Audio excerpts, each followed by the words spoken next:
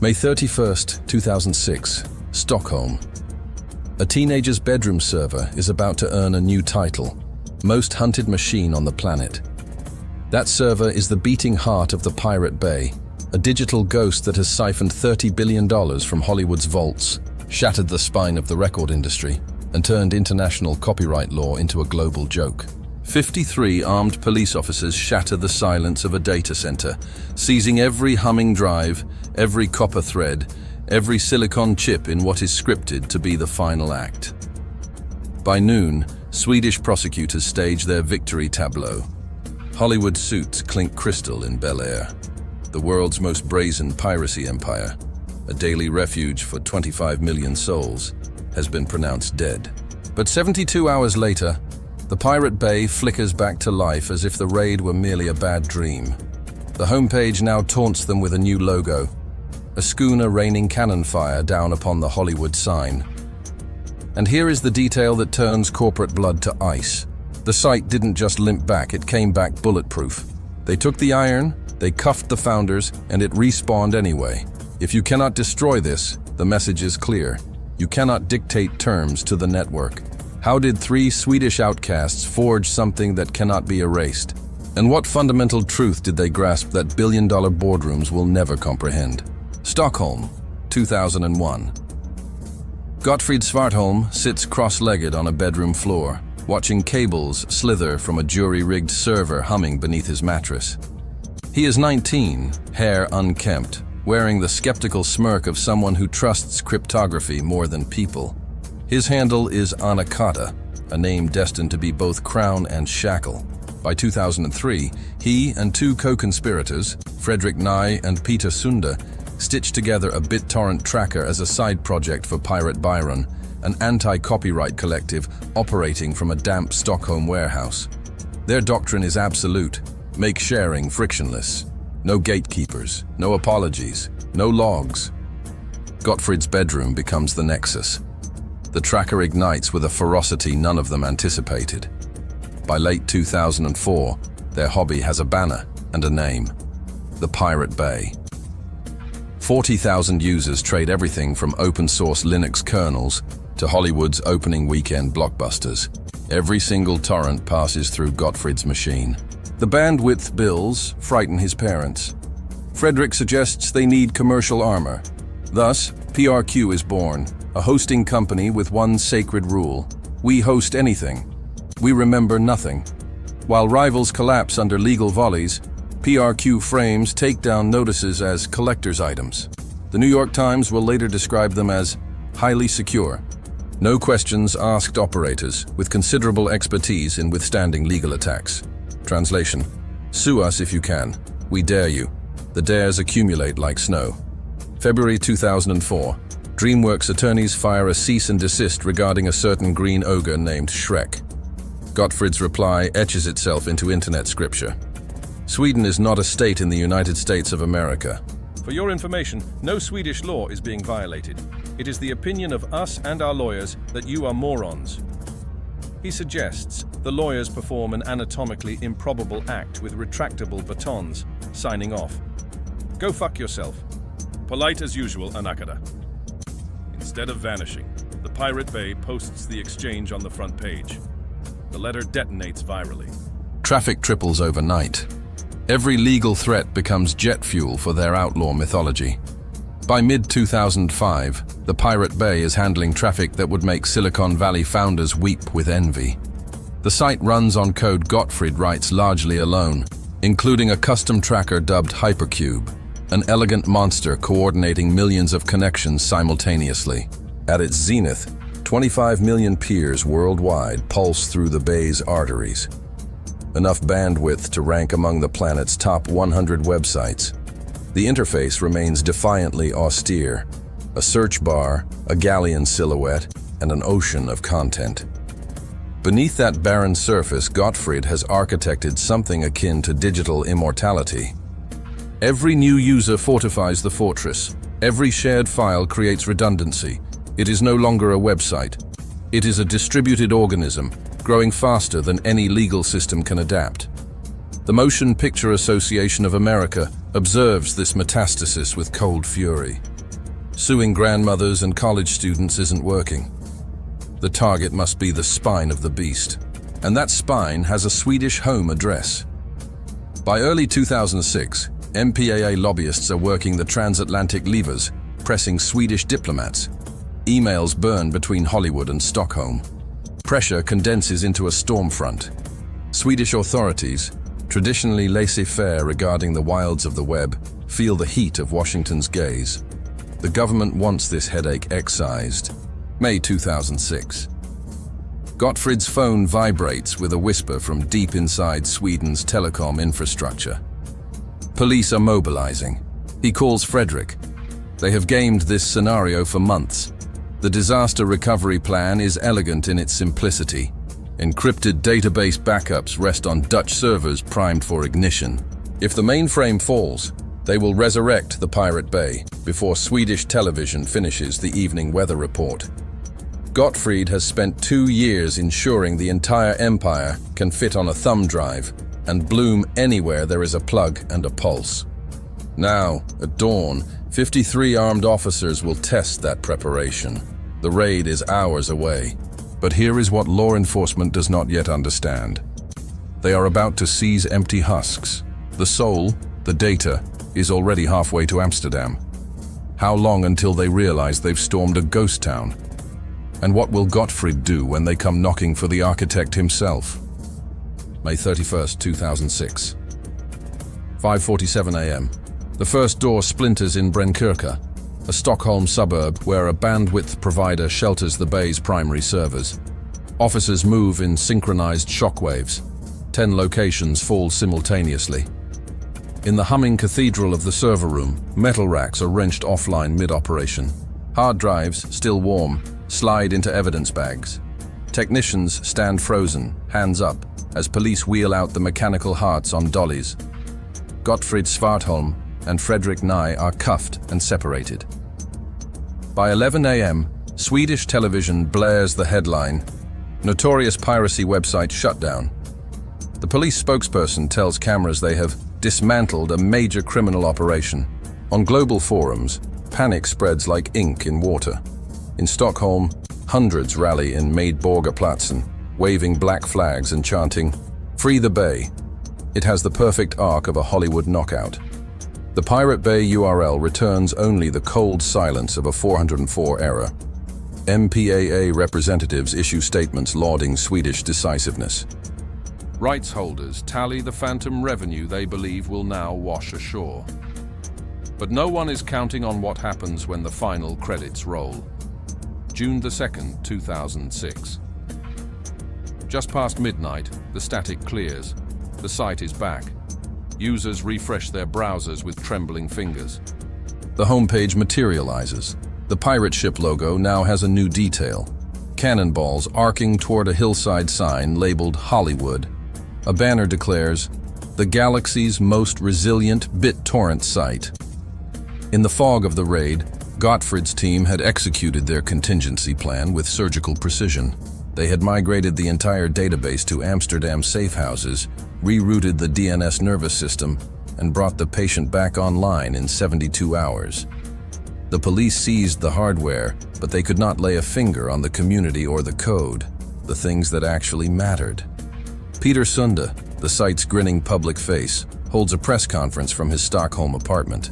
Reporters crowd around his open laptop. "The downtime wasn't fear," he explains, flashing teeth.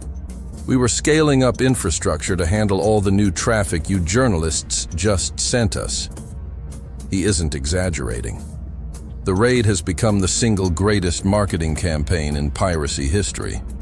Traffic explodes, doubling, then tripling pre-raid records. The site crashes repeatedly from sheer surging load, not from police action. Gottfrid and Fredrik worked 20-hour shifts just to keep the servers from melting. Hollywood tried to assassinate them and instead gifted them immortality. Behind the curtain, they are hardening the shell for the next volley. Multiple mirror sites blossom across Europe and Asia. The codebase is modularized, designed to deploy on any server in any jurisdiction within hours. Backup copies are entrusted to loyal administrators in 6 different nations. When a Swedish journalist asks how they'll survive the next assault, Fredrik doesn't blink. "We have plans in other countries, we're not stupid." The swagger is earned. They are treating the full force of state law enforcement as merely a network congestion issue to be routed around. Swedish prosecutors, humiliated, double down. They comb through the seized evidence, building a criminal fortress of a case. Meanwhile, the Pirate Bay posts the actual police warrant on their homepage, annotated with sarcastic red ink. "Lol. Good luck with that. Try harder." The trolling is relentless. Donations flood in. Traffic swells to 30 million visits daily. What began beneath Gottfrid's childhood bed now spans 3 continents. The raid designed to bury them has transfigured the Pirate Bay into a global phenomenon. In boardrooms across Los Angeles, New York, and London, executives are livid. If a sovereign nation's police cannot keep a website down for even 3 days, what does that portend for the future of control? The hunters are regrouping, and this time they aim higher than the machines. A trial is brewing that will decide more than the fate of 3 Swedish hackers. It will determine whether the old laws of property can survive the age of the decentralized swarm. The Pirate Bay survived the raid.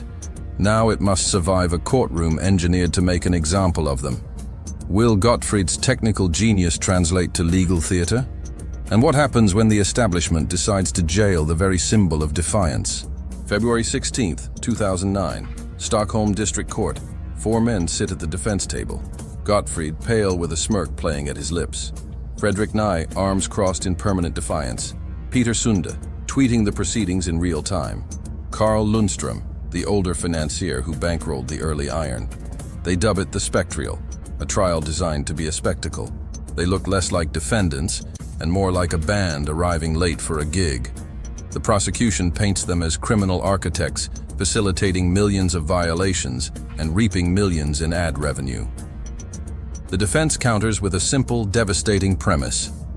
The Pirate Bay was perfectly legal under Swedish law. An index, not a host. They never stored copyrighted files. Only pointers to the outside void. Protesters in pirate hats flood the square. Inside, every seat is claimed by journalists from 30 nations. The trial oscillates between technical tedium and philosophical warfare. A prosecutor attempts to explain BitTorrent technology and mangles the specifics so badly that Gottfrid audibly corrects him from the defense table, sending a ripple of laughter through the gallery. Entertainment lawyers unveil charts claiming billions in damages.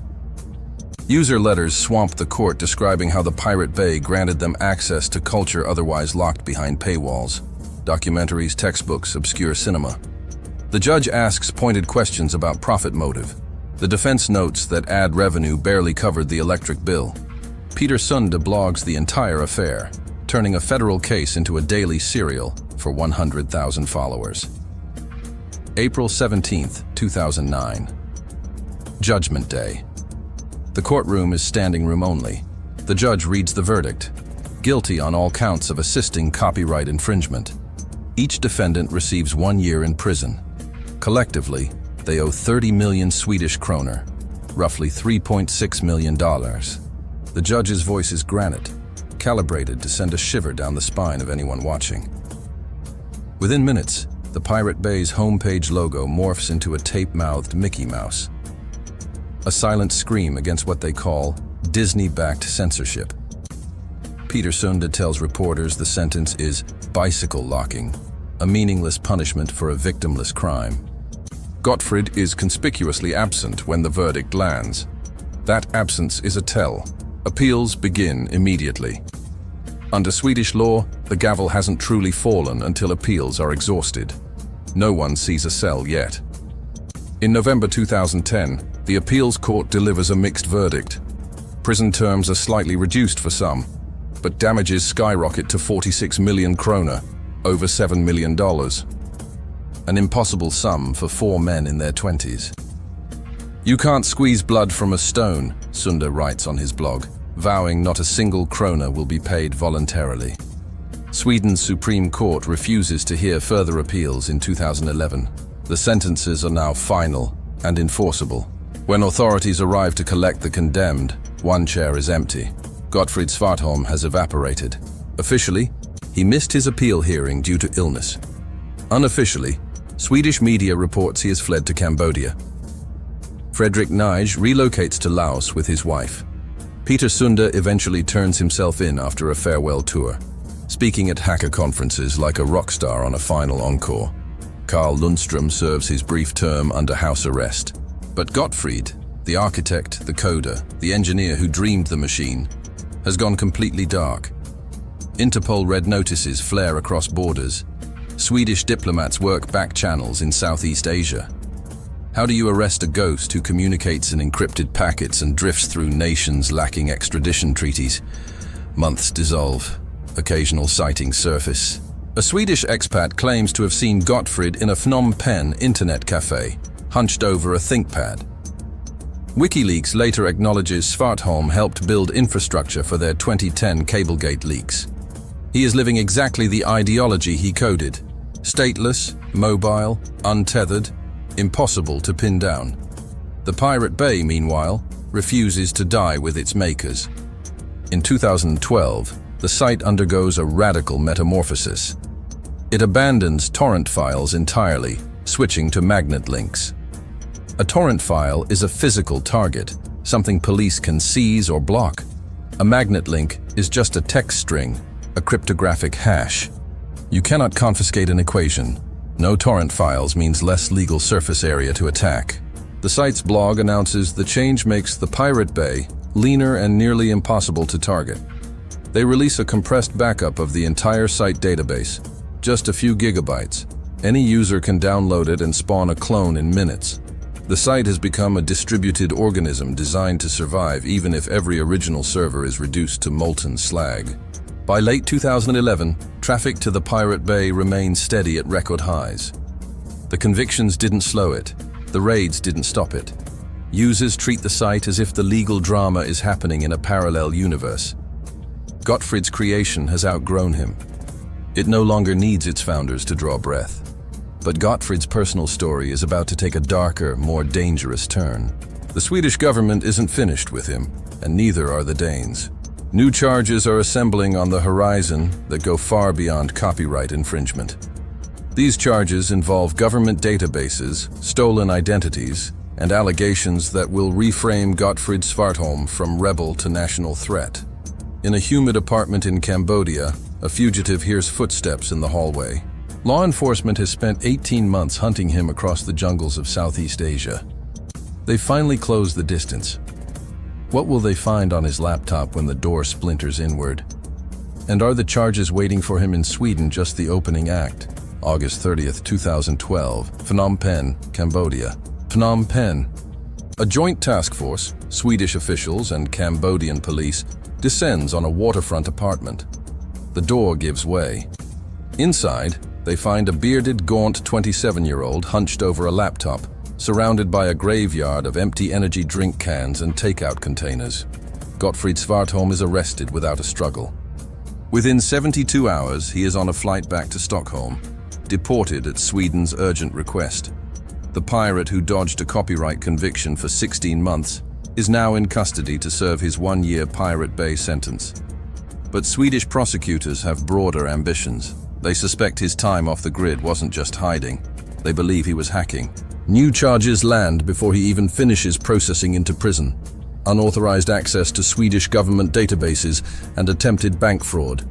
Investigators allege that between 2010 and 2012, while Gottfrid was supposedly laying low, someone using his computers breached servers at Logica, an IT contractor managing Sweden's tax authority systems. The intrusion accessed national tax IDs for thousands of Swedes and attempted to issue fraudulent driver's licenses. Even more audacious, evidence suggests an attempt to penetrate Nordea bank systems and initiate unauthorized transfers. The narrative snaps into a new, darker frame. Gottfrid isn't just a copyright rebel anymore. He's being framed as a black hat hacker, threatening state infrastructure. Gottfrid denies everything. His defense is technical and specific. His laptop was compromised by unknown parties who used it as a proxy. "I was a puppet," he tells his lawyer, presenting forensic evidence that malware was found on his machine. Someone remote-controlled his computer to conduct attacks while he was marooned in Cambodia. It is plausible. Security researchers confirm his system was infected. But prosecutors argue he is sophisticated enough to have staged that infection himself. A false flag. The 2013 trial is dense, technical, and divided. The Swedish court delivers a split verdict. Guilty of hacking into Logica systems and accessing confidential government data. Insufficient evidence on the Nordea bank charges. That count is dismissed. The sentence is 2 years in prison, later reduced to 1 year on appeal. Crucially, the judgment acknowledges his computer was compromised by external actors at certain points. But the court rules he still bears responsibility for the government data breach. As he begins serving time in a Swedish prison, another country is preparing its own case. Denmark has been investigating a devastating hack of their own.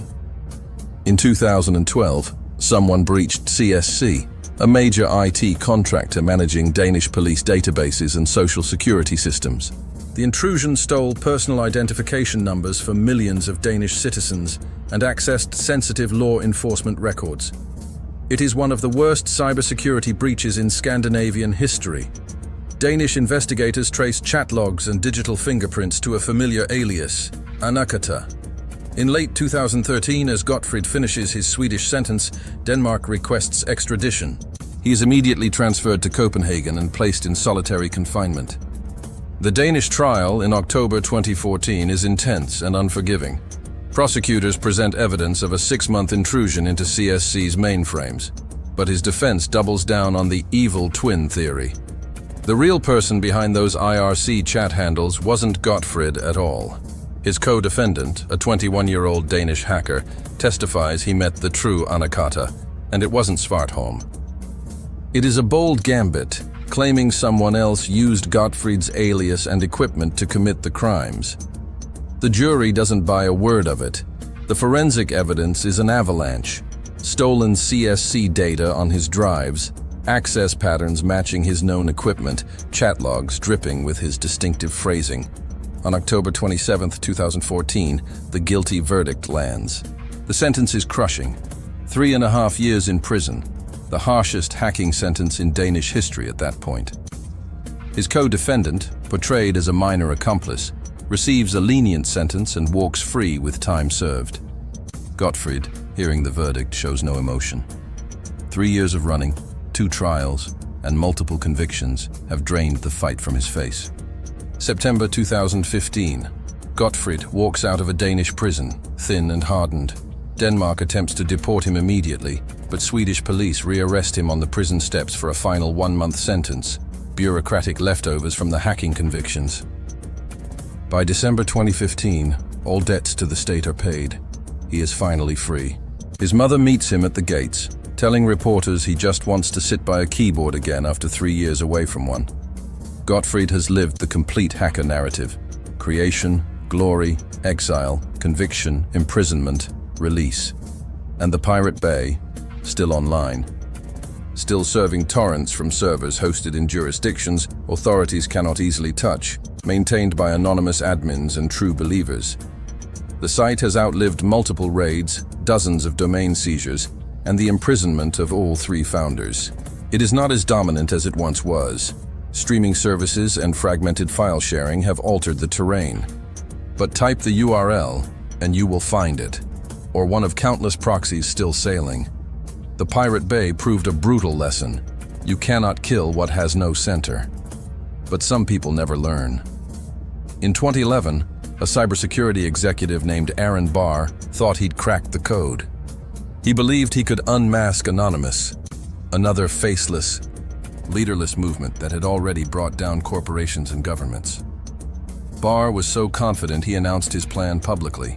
He would expose Anonymous's leadership, prove they weren't untouchable, and sell his intelligence to the FBI. He had names, he had evidence, he had a plan. What he didn't have was any idea what he just started. Within 72 hours, Anonymous retaliated in a way that would make the Pirate Bay raids look like a polite misunderstanding. They didn't just hack HB Gary. They dismantled everything Barr had built, piece by humiliating piece. If you want to see what happens when someone declares war on the internet itself, watch our video on the hacker who tried to unmask Anonymous. Because sometimes the hunter becomes the prey,